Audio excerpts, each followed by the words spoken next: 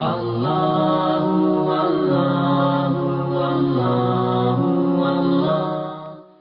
کا ایک لقب ہے جو عام اور خاص میں مشہور ہے، اور وہ ہے امام ضامن۔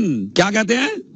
امام۔ کون سا امام ہے امام ضامن؟ 8واں امام۔ ہمارا 8واں جو ہے، چونکہ اس کا لقب ہے رؤوف۔ رؤوف یعنی مہربان، جو مہربان ہوگا وہی ضمانت لے گا، سخت آدمی ضمانت نہیں لیتا۔ رؤوف ہے تو مہربان ہے، مہربان ہے تو ضامن ہے، تو اس امام کا ایک لقب ہے ضامن آہو، ہے نا، تو امام ضامن۔ اب یہاں سے ذرا مجلس کو تھوڑا سا میری گزارش ہے، اپنا مائنڈ بالکل کھول کے سنیے تاکہ ایک ہسٹریکل مجلس ہو اور آپ کو ایک تحفہ ملے مجلس کے بعد میں۔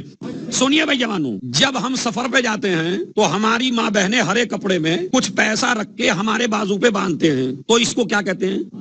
امام صاحب۔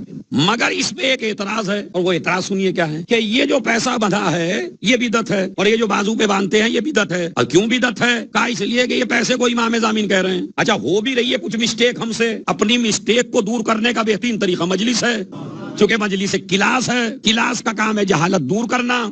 پہلے تو میرے جوانوں جتنے بھی بیٹھے ہو، اپنے مائنڈ میں یہ بات بٹھا لو اور دوسروں کو بھی یہ سمجھاؤ کہ بھائی یہ جو ہمارے ہرے کپڑے میں چند پیسے بندھے ہیں، ہم اس کو امام ضامن نہیں کہتے۔ امام ضامن تو 8واں ہے، یہ پیسہ تو اس سے منسوب ہے۔ تو جب ہم امام ضامن بولتے ہیں تو دوسری قوم یہ سمجھتی ہے کہ یہ اسے امام سمجھ رہے ہیں۔ اما بھائی، ہم پیسے کو تو امام ویسے بھی نہیں سمجھتے، لیکن جن کے اماموں نے پیسے کو اہمیت دی ہوگی وہ پیسے کو اہمیت دیں گے، جن کے امام نے دنیا کو طلاق دی ہو۔ تو اب یہ آپ سمجھ لیجئے یہ بات، جب ہم سفر پہ جاتے ہیں اور ہماری بیوی، ہماری ماں، ہماری بہن ہمارے ہاتھ پہ ہرے کپڑے میں اکثر و بیشتر یہاں کچھ پیسے باندھ دیتے ہیں، تو پہلی تو میری گزارش یہ ہے کہ کم نہ باندھا کریں۔ یہ کوئی روایت میں وارد نہیں ہوا کہ 10 پیسے ہی باندھے ہیں، اس لیے کہ ہمارے یہاں آج کل یہ ہو گیا کہ کم میں خلوص بہت دکھاتے ہیں لوگ۔ اگر کہا جائے بس زیادہ، ارے بھائی نہیں، خلوص سے تو چاہے کم بھی دے دیجئے، تو جب آپ خلوص سے کم دے رہے ہیں تو خلوص سے زیادہ کیوں نہیں دے پاتے؟ تو امام ضامن کا کوئی روایت میں یا آیت میں یا کسی امام سے یہ وارد نہیں ہے کہ 10 ہی روپے بندھیں گے۔ 100 بھی باندھ سکتے ہیں آپ، 50 بھی باندھ سکتے ہیں۔ میں تو یہ کہتا ہوں جتنی تمہاری زندگی قیمتی ہو اتنا باندھیے، 50 روپے باندھیے، 100 باندھیے، 200 روپے باندھ لیجئے۔ اگر بہت اچھا کمانے والا ہے تو 500 باندھ لے، تو کوئی شرط نہیں ہے کہ 11 پیسے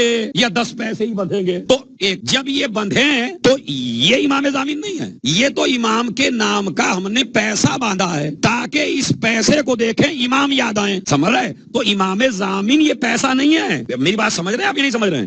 ورنہ اگر امام ضامن یہ پیسہ ہے تو پھر تو دوسری قوم کا اعتراض صحیح ہے۔ نہیں، ہم امام ضامن جو ہے پیسے کو نہیں کہتے، پیسہ امام کے نام کر دیا، مگر ضامن ہے 8واں، ہمارا 8واں امام ہمارا ضامن ہے، اور اس کے لیے ہم نے یہ پیسے باندھ دیے ہیں۔ اب اس کا مطلب بھی سن لیجئے، چونکہ یہ شریعت کا کوئی حکم تو ہے نہیں کہ بھائی جب آپ جائیں تو امام ضامن باندھیں، شریعت کا حکم نہیں ہے، یہ ہماری عقیدت ہے، یہ ہمارا اعتقاد ہے، یہ ہمارا امام سے پیار ہے، یہ ہمارا امام سے تعلق ہے۔ تو اسی لیے یہ جو پیسہ ہے اس کا مصرف یہ بھی ہو سکتا ہے کہ آپ نے اس پیسے کو کھولا اور کھولنے کے بعد 8ویں امام کی نیاز دلا دی، مگر تھوڑا سا چینج کر لیجئے، خود نہیں کھائیے، بہتر ہے غریب کھا لے۔ ہم نے رواج ایسا بنایا، امام ضامن کے اتنے اکٹھے کیے اور مٹھائی کا بہترین سا ڈبہ منگایا اور خود کھا لیا اور اپنے بچوں کو کھلا دیا۔ میں یہ نہیں کہتا یہ صحیح نہیں ہے، میں کہتا ہوں افضل طریقہ نہیں ہے۔ افضل طریقہ کیا ہے؟ اما تم تو رئیس آدمی ہو، روز مٹھائی کھاتے ہو نا، آج اس امام ضامن کے پیسے کی کسی ایسے غریب کو کھلا دو جو قیمتی مٹھائی نہ کھا سکتا ہو، ٹھیک ہے؟ تو ایک مصرف تو نظر و نیاز کا ہے کہ نیاز دلا دیجئے، مگر کسی کو غریب کو کھلا دیجئے۔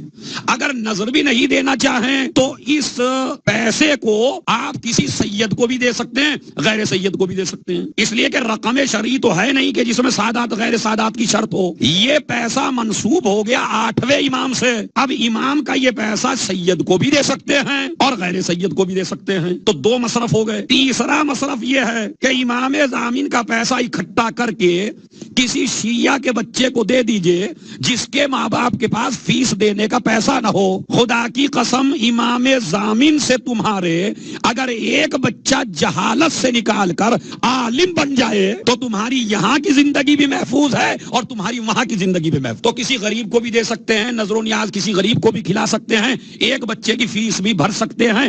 اچھا، اب آپ مثلا کوئی پوچھتا ہے اس کا فائدہ کیا ہے بھائی، میں نے کہا اس کے آخرت کے یا ویسے فائدے تو آپ ذرا بعد میں سنیے گا، پہلے دنیاوی فائدہ سن لیجئے۔ میں نے کہا جیب قطروں کی کوئی کمی نہیں ہے ماشاءاللہ سے۔ ہم گئے اسٹیشن پر، ہم نے 200 روپے باندھ رکھے تھے یہاں امام زامین میں، پتا چلا چور آئے ہماری جیب کاٹ کے لے گئے، تو اگر امام زامین نہ ہوتا تو بھیک مانگنی پڑتی۔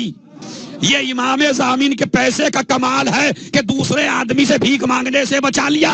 اسے کھول کے آپ اپنے سفر پہ لگا لیجئے اور سفر پہ لگا کے پھر گھر جا کے دے دیجئے، یہ ایک فائدہ ہے۔ دوسرا فائدہ سنیے کیا ہے، ہمارا کوئی بھی شیعہ جب امام زامین باندھتا ہے تو وہ پیسہ اکثر و بیشتر اپنے پہ استعمال نہیں کرنا چاہتا، دوسرے کو دیتا ہے۔ تو ایسے بھی بخیل ہیں ہماری قوم میں جو کبھی کسی غریب کو دیکھتے ہی نہیں ہیں، کسی غریب کو دیتے ہی نہیں ہیں، صدقہ بھی جلدی سے نہیں نکالتے، مگر جب سفر پہ جاتے ہیں تو زندگی سے ڈر لگتا ہے کہیں راستے میں حادثہ نہ ہو جائے، کہیں راستے میں پریشانی نہ ہو جائے، کبھی راستے میں مر نہ جائیں، تو اس لیے بیوی اور ماں سے اچھا سا امام زامین بدھوا لیتے ہیں۔ تو میں نے کہا دوسرا فائدہ یہ ہے کہ جو کبھی خیرات نہ کرتا تھا کم سے کم امام زامین نے اسے خیرات والا تو بنا دیا، تو غریب کی بھی مدد کر سکتا ہے۔ چلا کہاں سے آپ سن لیجئے، تو پہلا نظریہ تو میں آپ کو بتا رہا ہوں، امام زامین کا مصرف میں نے بتایا، امام زامین کے بارے میں بتایا کہ یہ پیسہ امام زامین نہیں ہے، یہ کپڑا امام زامین نہیں ہے، امام زامین ہے ہمارا 8واں امام، اور یہ پیسہ ہم نے اس سے منسوب کر دیا ہے جو سادات اور غیر سادات میں